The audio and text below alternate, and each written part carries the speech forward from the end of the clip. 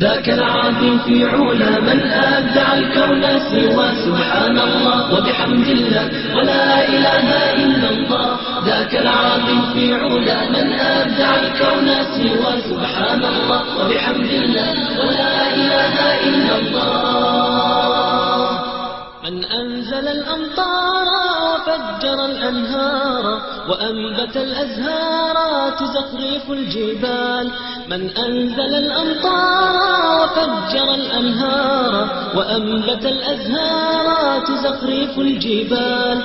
ذاك العظيم في علا من أبدع الكون سوى سبحان الله وبحمد الله ولا إله إلا الله.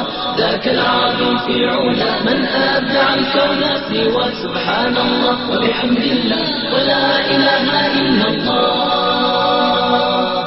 من علم العصفور في الجو أن يطير ومن جلى الغدير ودفاق الشلال.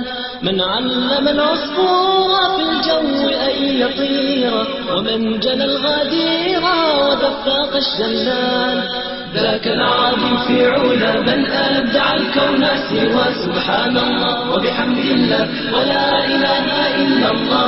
ذاك العظيم في علا من أبدع الكون سوى سبحان الله وبحمد الله. الحمد لله. الحمد لله رب العالمين. اللهم صل على محمد وعلى آله وصحبه وسلم. أشهد أن لا إله إلا الله وأشهد أن محمدا عبده ورسوله. We begin by praising Allah and we seek His help and ask for His forgiveness. We seek refuge with Allah from the evil of ourselves and from the evil consequence of our evil actions. Whomever Allah guides, there is none to misguide, and whomsoever Allah leaves to go astray, there is none to guide. And I testify that Allah alone is worthy of worship. And I testify that Jesus, the Son of Mary, is the messenger of God and His Word. And I testify that Muhammad, may Allah's peace and blessings be upon him, is the brother of Jesus. He is the brother because their religion is the same religion. And Muhammad sallallahu alayhi wasallam, may Allah's peace and blessings be upon him, was the closest messenger, the next messenger after the Prophet Jesus. And today we are going to talk about Jesus, our Prophet. Jesus, a Prophet of Islam.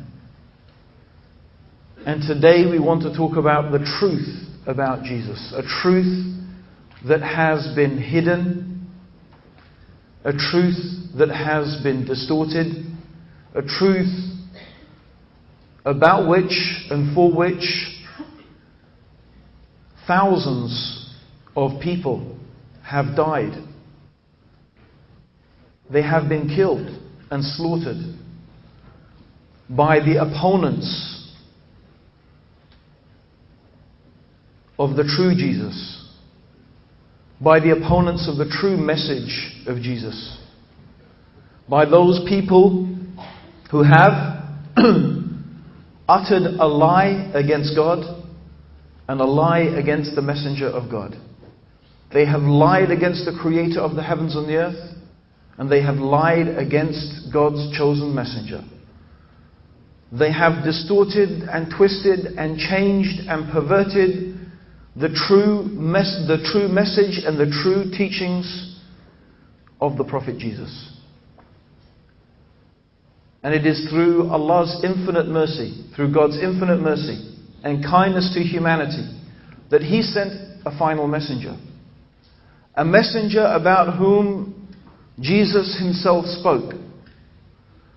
A messenger about whom Jesus Himself told His disciples that there will be a messenger to come, and His name will be Ahmed.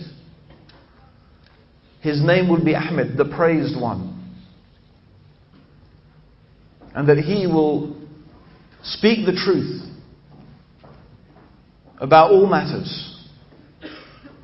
And that messenger, of course, that prophecy, of course, was fulfilled in the coming of the Prophet Muhammad.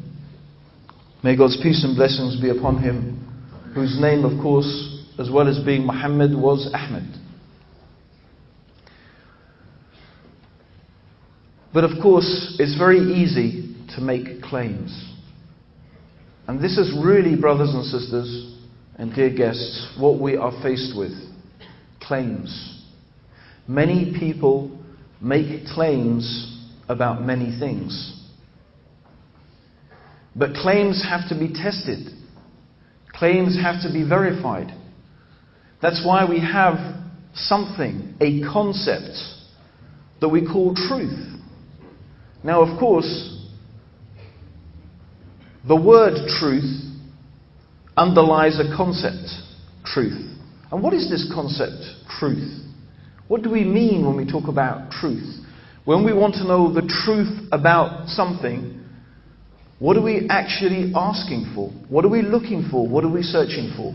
And on top of that, we want to find out, how do we come to know the truth about something? How do we come to know truth from falsehood? How do we come to know right from wrong? And this is a question, when I'm engaged with Christians, that I always like to ask. I always want to know, what is your criterion? What is the means that you use in order to know what is true from what is false? What is the means that you use in order to determine right from wrong? How do you know something is true and something else is not true? From where do you get that information? From where do you get that knowledge? From where do you get that understanding? This is a very important question. So I want to spend a little bit of time discussing this issue. It's philosophical in the sense that it deals with philosophical issues, but it's not philosophical in the sense that it's something beyond our understanding. We can all understand what we're talking about here. So, there are two ways, two broad categories, two general ways that we say something could be proven to be us and known to be true to us. Okay? Now the first way is what we could call a subjective proof. It's called a subjective proof. Why is it called a subjective proof? Because it is something that is true to the subject. In other words, it's true to you. Now this is quite often something, and I'll give an example of this, a subjective truth. For example, very often I ask Christians to prove to me that their claims about Jesus and about God are true. That their religion is the true religion. And one of the answers that is quite often given for that is that the reason that I know that Jesus is true and that He is the Lord and He is God is because I accepted Jesus into my life and my life changed. I used to do this and this and this, and then I accepted Jesus and now I became different. Those bad things that I used to do, I don't do them anymore. And that person may also talk about how they feel inside. How they feel that believing in this religion or following this belief system or whatever we want to call it has made them feel a better person, has made them feel inside. Now, that's all very good. That's all very good. And it's not something really you can argue with. Because on a personal level, that person personally feels that this is true. It's true to them. But the problem with this type of truth is that it's really confined to that particular individual. It's not something that is open for everybody. You feel different inside, you feel that you've been changed, but that's not something I can experience. I can't experience your feelings, and I can't examine them. It's not like I can open you up and look inside and say, oh yes, there's that feeling there. I have to take your word for it. And the problem also with this type of subjective evidence is is that if it is really proving something to be true, if it really establishes something as truth, then surely if it's good for you, it's good for anybody. Like we have an expression. If it's good for the goose, it's good for the gander.